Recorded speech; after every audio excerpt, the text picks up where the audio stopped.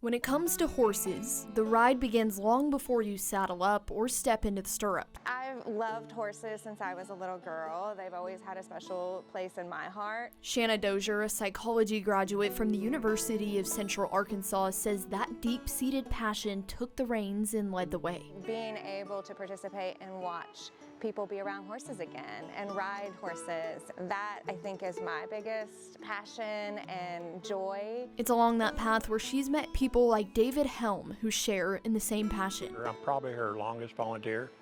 I've been with her about 18 years. Helm says he's helped Dozier train up multiple horses as her heart paved the way. Her heart's just huge. So when she makes me angry, I always go to rule number one, remember her heart. So in 2007, Equestrian Bridges took root, a nonprofit where healing begins on horseback.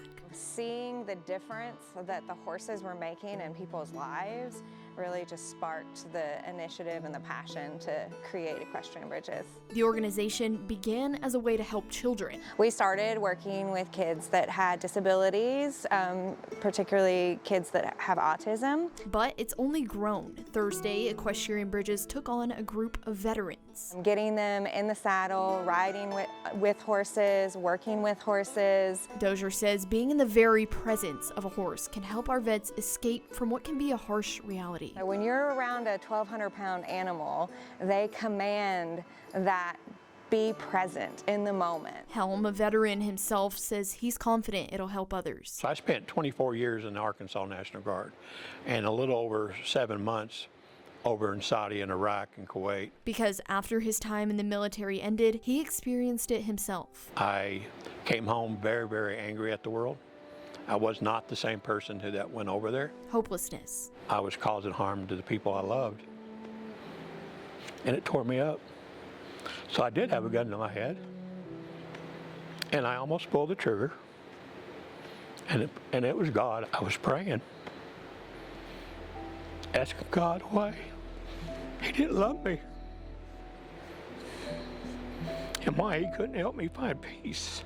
Helm says it was in that very moment that a knock came to his door. So I went to the front door, put the gun down, and there was a young lady, and all she did was she handed me a piece of paper that said, God loves you, and walked away.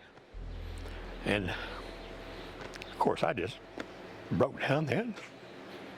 So after getting help from the VA, Helm began self-medicating. I self-medicated with horses because I didn't know. I just knew when I went out and played with them and worked with them and rode them, I felt better. I wasn't so angry. An experience that Dozier hopes this small group of vets will find as well. When it's hard to control life and everyday circumstances, when you're on a 1,200-pound animal and you can control it with just your breath, that's empowering. Helm says every day is an uphill battle, yet shares his story in hope. This will help them. If they let it help them, it will.